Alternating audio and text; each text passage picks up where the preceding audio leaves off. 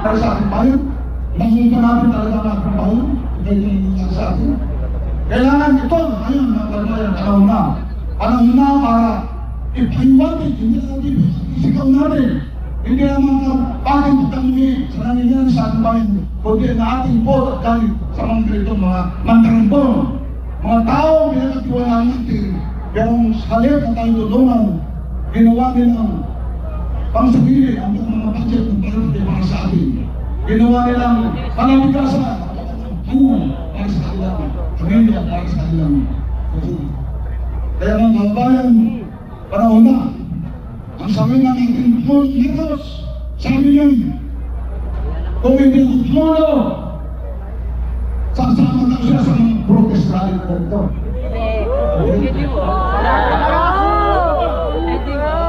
Talagang hindi ba yun?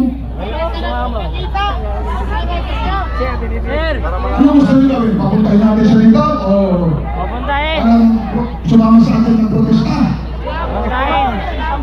O mag-isama mo siya? Mag-isama siya? O hindi siya presidente, sasama siya sa atin sa protesta. Ano? Tayo lahat ay ginagarantyan ng ating konstitusyon na ipahayag ang ating privileges, ang ating hinanakit sa Pilipino. Ginagarantyan mo yung konstitusyon, sinasabi ng mga naon ng sila. Kasuhan na tayo, kasuhan. Pati yung Marcos resign ay bawal na raw po, kakasuhan na raw po. Pananakot lang po yun. Ay maniwala doon. Yung mga kapulisan, yung mga military, hindi naman kayo presidente. So kayo hinahin namin na sumama dito para sa protesta namin ito. Alam namin, ang damdamin ng mga pulis, yung daming mga teacher, yung mga dyan. Alam natin, yung mga daming Pilipino, ang galing takot sa corruption na ito sa ayan. Kaya tayo ay magsasama, ang kawayan. Ipaglaban natin ang katarungan, ang katotohanan, panangkutin, lahat ng mga nagtaksi ng karambong at nagkapastangan sa ating bayan at ibalik ang katapatan at moralidad sa ating bayan. Mabuhay kayo mga Pilipino! Mabuhay kayo mga Pilipino! Mabuhay Pilipinas! Magandang gabi lahat sa inyo.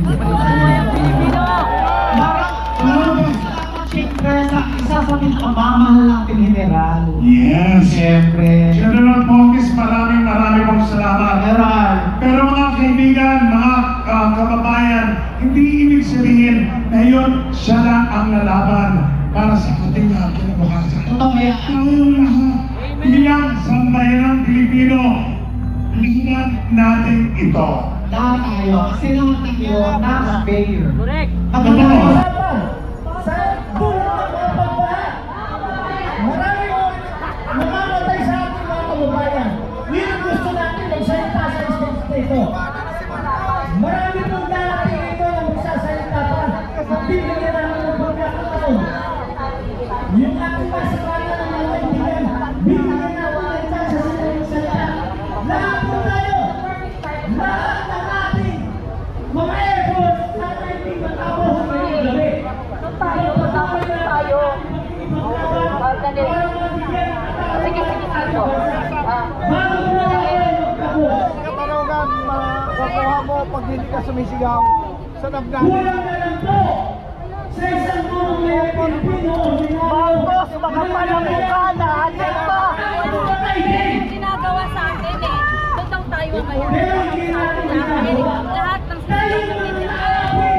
ay sa kasata malaya sa state.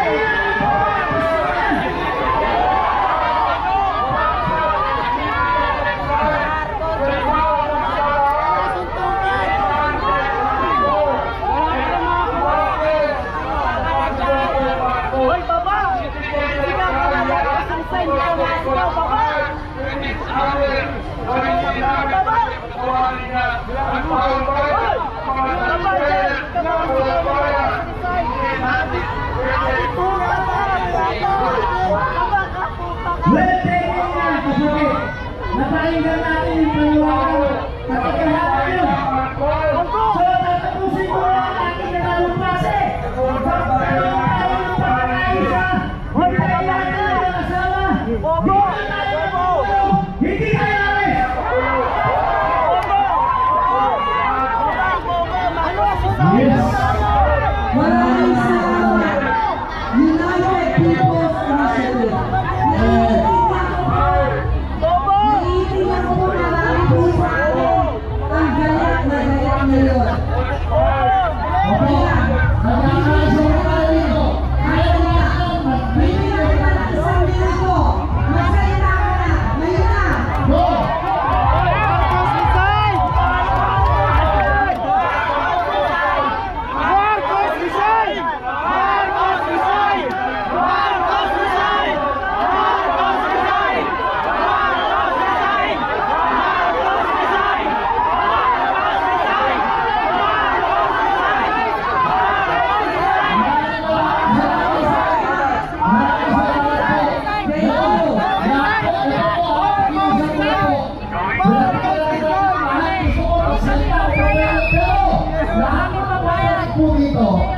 Pakinggan din po natin dahil para sa akin ito, nagkakasil ko. Pakinggan po natin.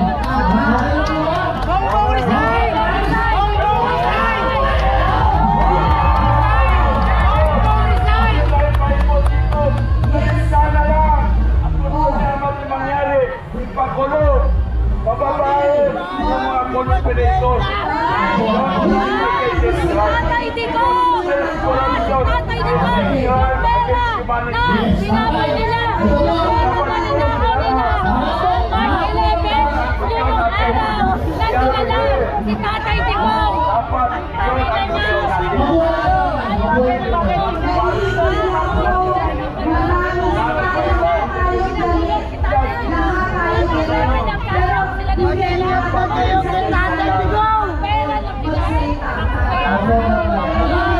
Pinagsalita, hindi ba kasi doon na Marcos resign?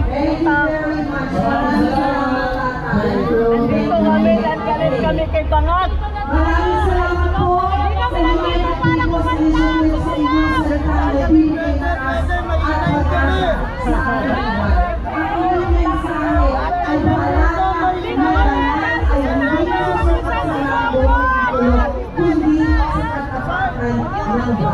Mga kabrada, ngayon sinisimula natin ang pagpungo sa bansang papa. May malasakit at may pananagutan. Partner, tandaan natin kababayan. Ramdam na ramdam ko ang galit nila. Ang galit nila kaya Yan na, galit na kababayan! Tayo magana! magsalita. Yes, mga kabrada, pero siyempre siya ay marinig kung gaano kalakas ang sigaw ng